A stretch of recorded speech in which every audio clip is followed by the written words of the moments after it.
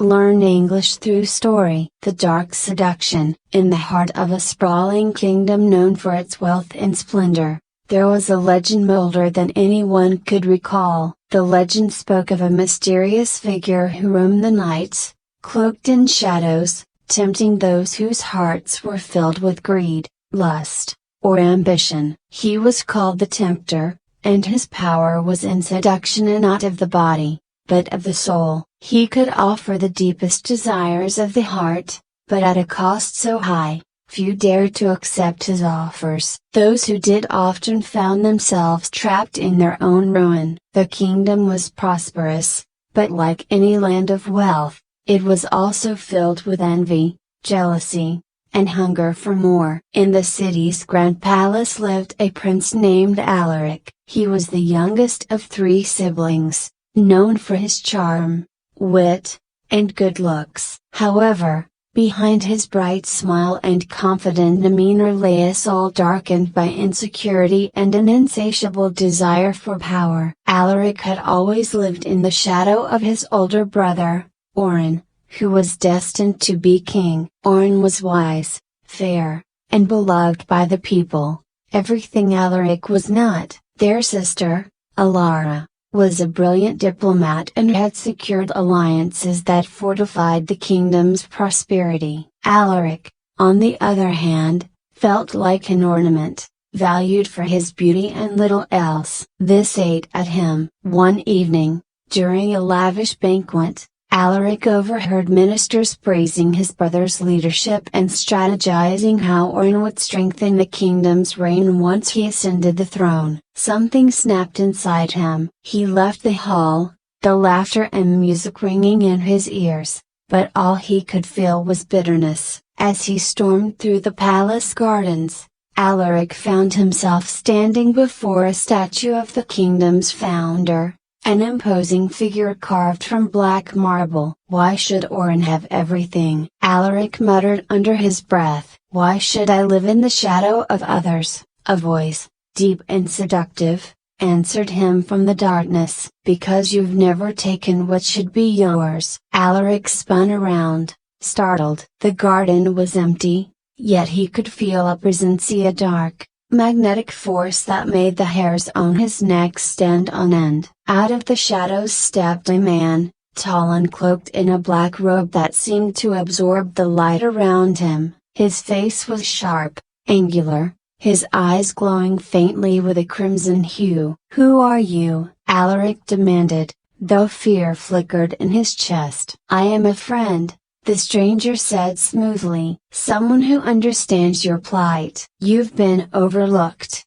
Alaric. Forgotten. Your brother is the favored one, but it doesn't have to be that way. You can have the power you crave. Alaric's heart pounded in his chest. He knew the stories, the warnings about making deals in the dark, but in that moment, he didn't care. His ambition, long suppressed, flared up. And what would you have me do? He asked, trying to sound composed. The stranger smiled. Nothing you wouldn't already desire. I can offer you the means to rise above your brother, to take the throne for yourself. But it requires one thing, your soul's willingness. Alaric hesitated. The man's presence felt like a coiled snake, dangerous and yet oddly alluring. His entire life, he had been cast aside, praised only for his looks and charm. Wasn't it time he took control of his own destiny? The temptation was overwhelming. What would happen if I accept? Alaric asked. You would become powerful beyond your imagination, the tempter replied, stepping closer. Your mind sharper, your influence irresistible. The kingdom would bow to you, not out of duty, but because they would be enthralled by your presence. But with great power comes great consequence. Your humanity would begin to slip away, piece by piece, until one day, it would be gone. And if I refuse? The man's smile faded slightly. You will continue to live in your brother's shadow, forever yearning for what could have been. Alaric's hands clenched. Every part of him wanted to resist, but the vision of his brother sitting on the throne while he remained nothing but a footnote in the kingdom's history made his blood boil. He had been patient long enough. "I accept," Alaric said, his voice steady despite the storm of emotions inside him. The tempter's eyes gleamed with satisfaction. "Very well." With a wave of his hand, a small, dark flame appeared between them. It was no larger than a candle's flame, yet it emitted a palpable heat that seemed to sear the air around it. "Take it," the tempter said softly. Alaric reached out and, as his fingers touched the flame,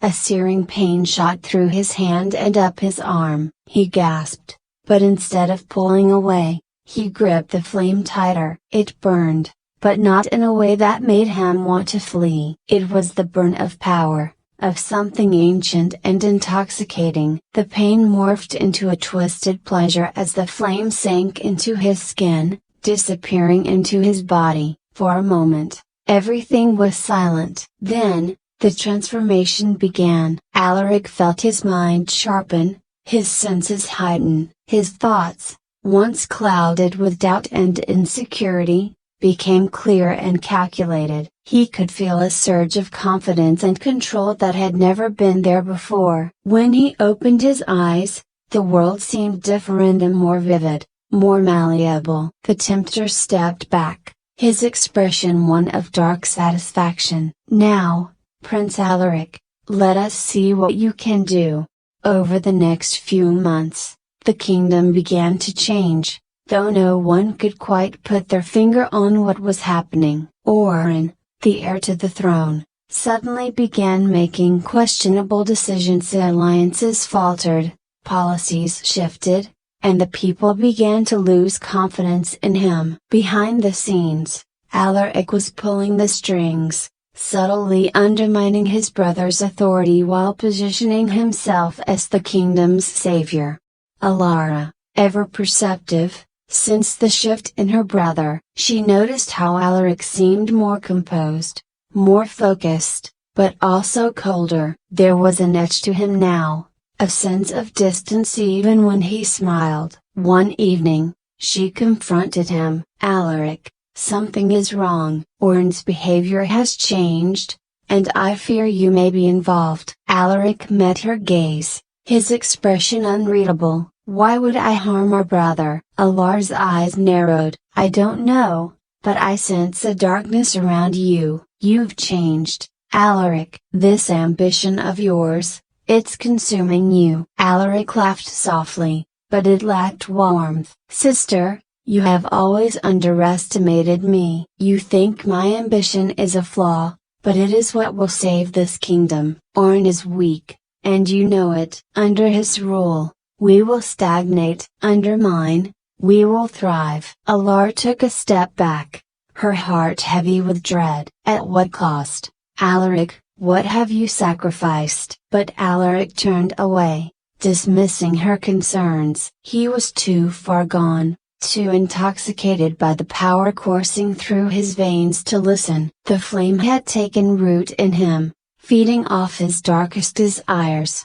As time passed, Orin's fall from grace accelerated. The council, once loyal to him, began to shift their allegiance to Alaric, who appeared calm and collected in contrast to his brother's increasingly erratic behavior. Whispers of a coup filled the palace, and before long, it became clear that Alaric was no longer content to wait for his brother to step aside.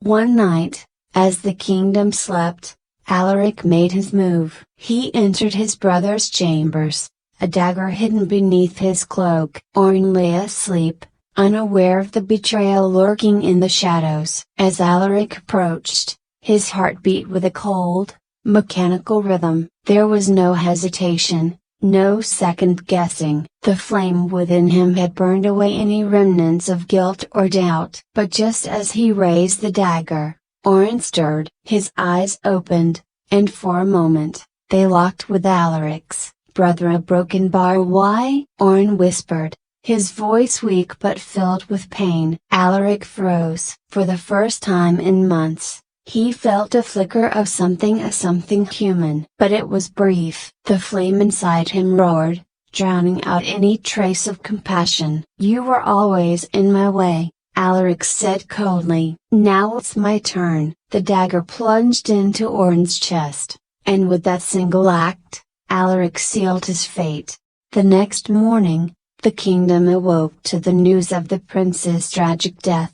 Alaric, ever the composed figure, took control. He was crowned king within days, and the people, who had grown disillusioned with Orin, accepted him readily. Yet, as Alaric sat upon the throne, something gnawed at him. The power he had sought for so long was finally his, but it felt hollow. He had thought that once he had the throne, once he had everything he ever wanted, the emptiness inside him would disappear. But it hadn't. The flame inside him still burned, but now it consumed rather than empowered. The more Alaric indulged in his newfound authority, the more he felt himself slipping away. His emotions dulled, his connections to others frayed. Even his sister, Alara, who had once been his closest confidant, now regarded him with fear and suspicion. One night, as Alaric sat alone in the throne room,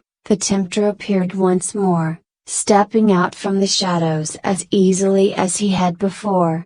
"You have everything you wanted," the tempter said, his voice smooth and mocking. "And yet, you seem broken bar unsatisfied." Alaric glared at him, his jaw clenched. "This isn't what I expected." The tempter chuckled softly. "Power never is, my dear king. You have gained the world, but lost yourself in the process. That is the nature of the dark seduction. You desired control, but now the flame controls you." Alaric's chest tightened with a realization that came too late. He had sold his soul for a kingdom, but in doing so, he had lost the very thing that made him human. As the tempter faded back into the shadows, Alaric sat on his throne, the weight of his choices pressing down on him like a suffocating shroud. The kingdom was his, but in the end, he had become a prisoner of his own desires,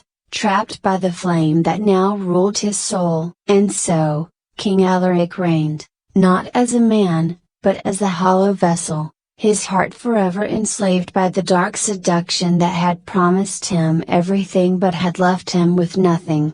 I hope you enjoyed the story. If you enjoyed, then please like and share this video, and don't forget to subscribe our YouTube channel. Thank you for watching.